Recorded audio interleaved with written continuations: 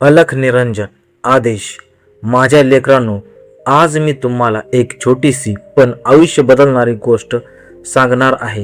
ही गोष्ट आहे एका मुंगीची, पण तिच्यामध्ये आपल्या प्रत्येकाच्या जीवनाचा आरसा दडलेला आहे.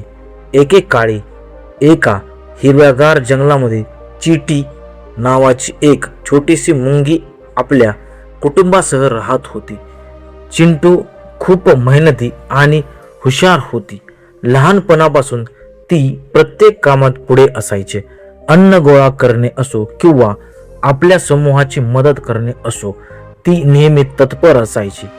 पण लेकरांनो, जसजशी ती मोठी होत गेली तसतसे तिच्या मनात एक वाईट बीज रुजू लागले. ते बीज होते मत्सराचे. जेव्हा ती मोराला पिसारा फुलून नाचताना पाहायची तेव्हा तिच्या मनात विचार यायचा, किती सुंदर आहे हा मोर. सगळे त्याच्याकडेच पाहतात, माझ्याकडे कोण पाहत नाही. जेव्हा ती रंगीबिरंगी फुलपाखरांना आकाशात उडताना पाहायची तेव्हा ती दुःखी व्हायची. देवानो, मला पंख का दिले नाहीत? मी तर आयुष्यभर जमिनीवरच चालत राहणार. गिलहरी एका झाडावरून दुसऱ्या झाडावर क्षणात उड्या मारायची तेव्हा चिंटूच्या मनात पुन्हा वेदना निर्माण व्हायची. सगळीकडे काही ना काही विशेष आहे, फक्त माझ्याकडेच काही नाही. लेकरांनो, दुसऱ्याचे सुख पाहून जो स्वतःचे दुःख मोजायला लागतो त्याच्या आयुष्यातील आनंद हळूहळू निघून जातो. असेच चिंटूचे झाले. पूर्वी जी मुंगी सर्वात आधी अन्न गोळा करायची ती आता मागे पडू लागली.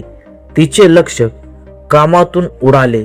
मन नेहमी इतरांकडे पाहण्यात गुंतून राहू लागले. तिच्या साथीदारांनी विचारले, चिंटू, काय झाले तुला?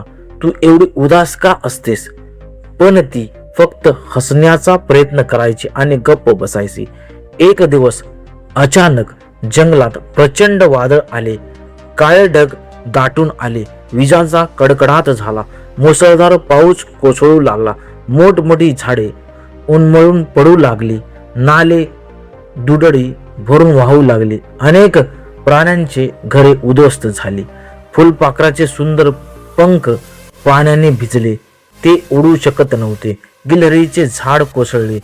ती थंडीने कुडकुडत जमिनीवर बसली होती. मोराचा रंगीबिरंगी पिसारा पूर्ण भिजला. त्याला पंखही पसरवता येत नव्हते. संपूर्ण जंगल संकटामध्ये सापडले होते. पण एक गोष्ट मात्र सुरक्षित होती, ती म्हणजे मुंग्यांची वसाहत. कारण त्यांनी आधीच खोल जमिनीत मजबूत बोगदे तयार केलेली होती.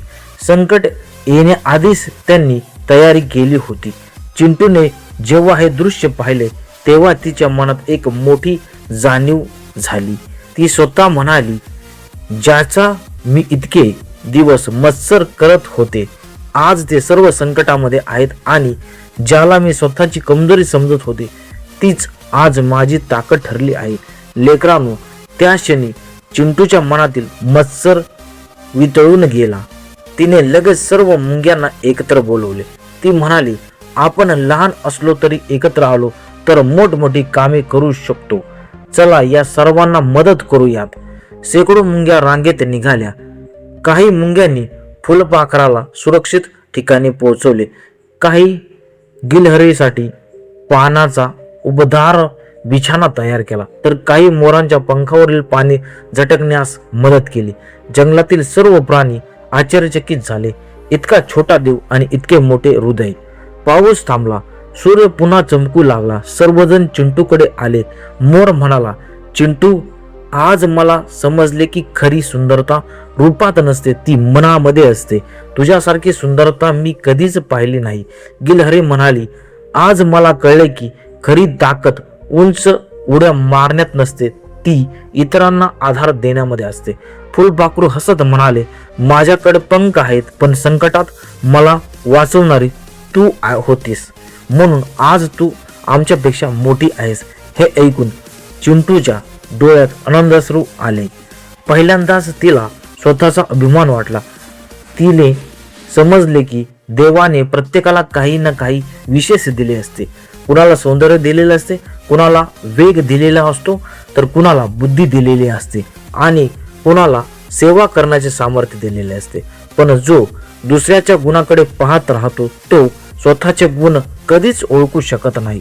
नाथ बाबा म्हणतात, लेकरांनो, दुसऱ्याच्या भाग्याचा हेवा करू नका, कारण तुम्हाला दिसणारे त्याचे सुख दिसते पण त्याचा संघर्षाची कहाणी दिसत नाही.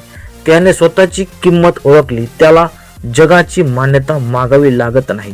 मत्सर मनाला कमकुवत बनवतो पण सेवा मनाला परमेश्वराच्या जवळ घेऊन जाते. लक्षात ठेवा, लहान असणे ही कमजोरी नाही. ज्याचे हृदय मोठे असते तोच खऱ्या अर्थाने मोठा असतो. म्हणून लेकरांनो, आजपासून दुसऱ्याशी तुलना करणे सोडा. देवाने तुम्हाला जे दिले आहे त्याबद्दल कृतज्ञ राहा. तुमच्या गुणांचा उपयोग दुसऱ्यासाठी किंवा दुसऱ्याच्या मदतीसाठी करा, कारण जगात सर्वात मोठा तो नसतो जो सर्वात शक्तिशाली असतो, तर तो असतो जो संकटात इतरांना आधार बनतो किंवा संकटामध्ये इतरांना मदत करवतो.